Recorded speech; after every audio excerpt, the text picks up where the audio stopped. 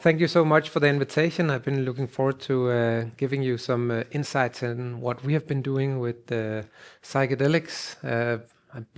I've been working with it maybe 15 years, so before the hype, trying to develop PET tracers to look into the brain and see serotonin receptors.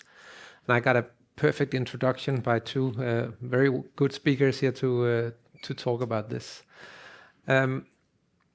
So, as Chris talked about DMT and 5-MeO-DMT, we got an idea of that there are different psychedelics, and these may have actually different effects on our altered states of consciousness.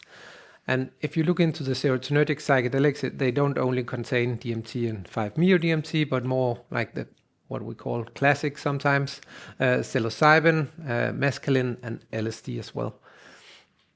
So we were wondering what are the differences on the brain, because these drugs clearly have very different pharmacological properties. We know that LSD binds to a lot of different receptors in the brain, mescaline maybe not so many. And what are the differences then on the long-term plasticity effects in the brain?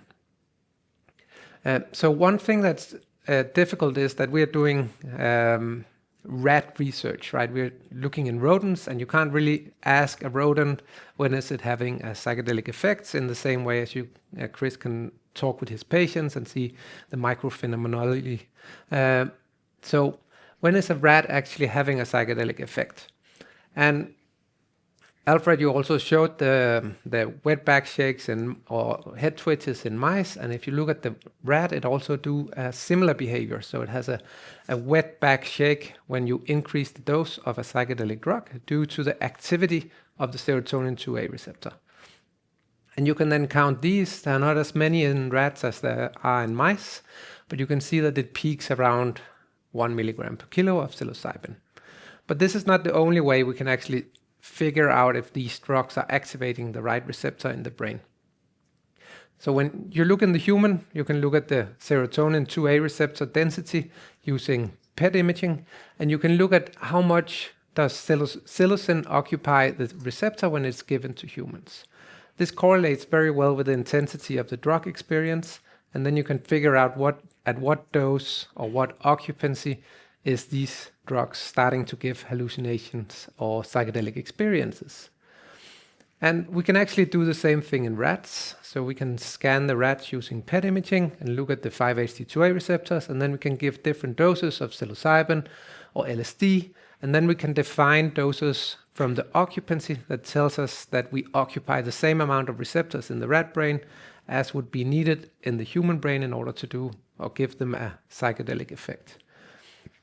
So in this study, we use psilocybin and compare it to LSD, and we use 1 milligram per kilogram psilocybin and 0.3 milligram per kilogram LSD, which gives roughly 60% occupancy of the receptors in the rat brain, similar to what is psychedelic in a human. So when you do this, you can map the binding potential of our PET tracer in different regions of the brain, and we can then give psilocybin and look at the occupancy in the different regions. And from this, you can make something called an occupancy plot and calculate the occupancy of these drugs in the brain in vivo.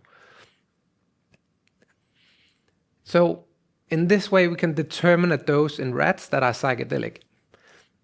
The next thing we were thinking about is that normally when you look at the human brain, you look at default mode network or salience networks, and these networks are defined from regions of interest in the brain that are synchronized in activity, right? So if they do the same, we call them that these belong to the same network.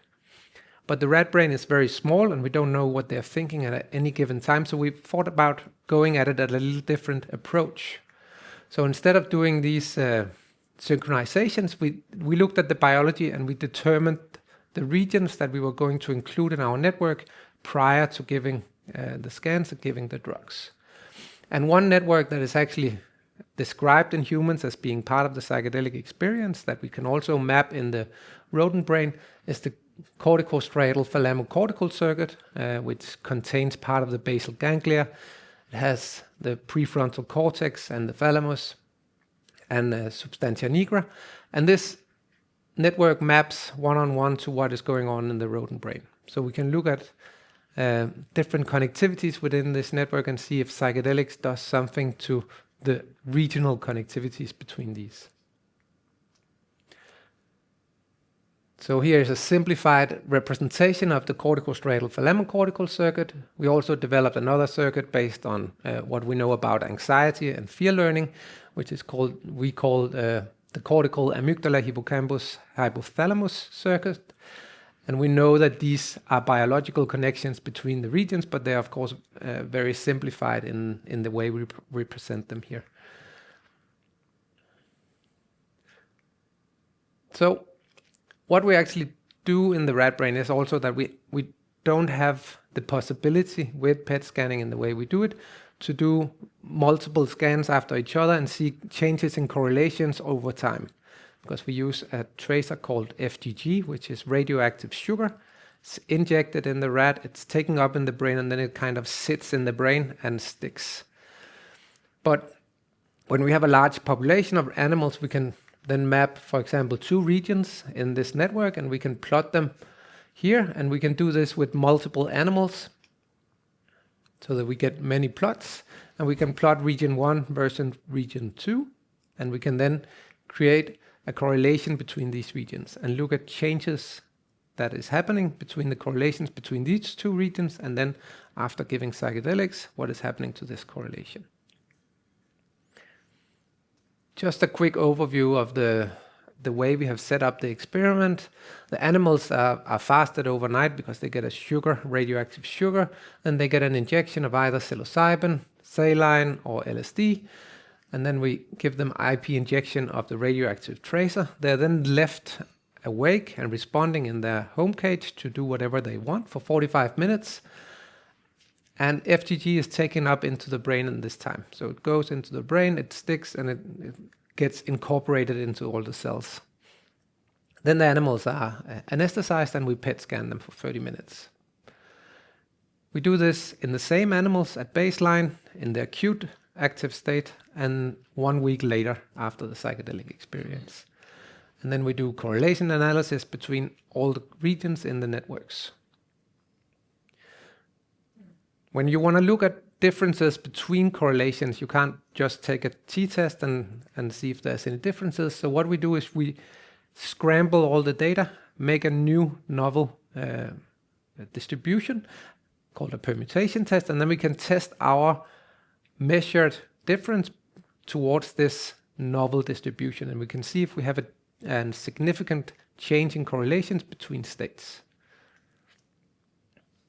So here are some of the findings for our LSD study and the acute effects and psilocybin studies. So what is visible is that we have here is the acute scans of psilocybin, and these are then the differences between baseline and acute psilocybin. So the blue color indicates places where metabolism is lower under psilocybin than at baseline, and the red states over here indicates areas in the brain where activity is higher under psilocybin. And we can clearly see that there are some places that are activated and inhibited, and even more so with LSD. We have increased inhibition here, mainly in the anterior cingulate cortex, and interestingly, we have a high activation in the cerebellum, but we haven't defined the cerebellum in any of our regions, so we actually don't look at it because we have predefined our regions of interest. So then if we look at what's happening here, we have the uptake in all the regions. This is before and after or doing psilocybin, and we can see the only region that's actually significantly different with psilocybin, it's just the raw uptake, is the dorsal striatum in the corticostriatal thalamocortical circuit. But when we look at correlations between 2 regions, so that could be the medial prefrontal cortex and the orbitofrontal cortex, we can see that this correlation between these 2 increases significantly when under psilocybin. So now I have to... I'm not sure I can get this to work, but the medial prefrontal cortex to orbitofrontal cortex connectivity increases significantly under psilocybin. And the orbitofrontal cortex to the VTA actually decreases significantly under psilocybin. While with LSD we have a different map of changes. We have a huge inhibition in the anterior cingulate cortex. We have changes in orbitofrontal cortex and increased activity in the VTA and substantia nigra. And you got to remember about LSD that it has a specific dopaminergic effect. It binds to some of the dopaminergic effect receptors, and that could be very well be why we have a large effect in the VTA using LSD, where we don't have any effect with psilocybin. And then when we look at the connectivities, it's mainly between dorsal stratum and the VTA, so the dopaminergic pathways that are decreasing in connectivity under LSD. So if we look at the CAHH network instead, we can see that psilocybin increases activity in the nucleus accumbens and in the insula, and changes the connectivity between the ventral hippocampal area and the insula. So we have some kind of effect going on in the insula. In our PET scans, we can't distinguish the insula from the smaller region around it, where there's a lot of receptors called claustrum. Thank you. I completely forgot. And with LSD instead, we have an increased activity in the amygdala. We have an increased activity in the hypothalamus. This could be because of a fear response. We don't know, but it seems likely that amygdala and hypothalamus would increase. And we don't have any effects going on in the connectivity. So then we let them go around. We wait 1 week and then we scan all the animals again. So these are the same animals, and we can look at the long-term effects going on in these networks. Here with psilocybin, similar hypoactivity and hyperactivity, and with LSD as well. You can go in and look at the uptake in these regions. No big effects on the uptake in the regions on a regional level, but when we look at connectivities, we have an increased connectivity between the thalamus and the medial prefrontal cortex. And with LSD, we have a decreased connectivity between the ACC and the dorsal stratum, or increased connectivity, between these regions.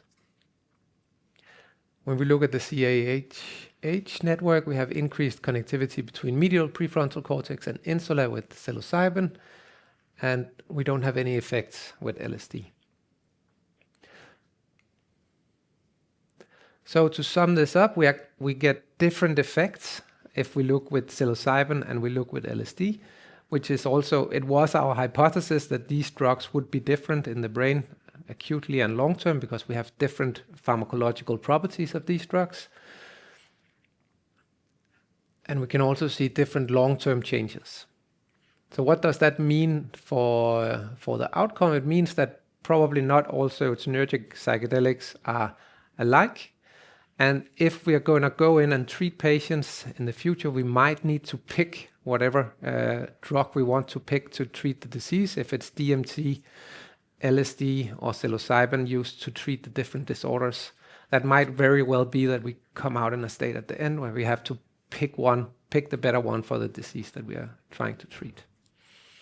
And with that, I need to thank all the people in my lab that actually did a lot of the work, and thank you for your time.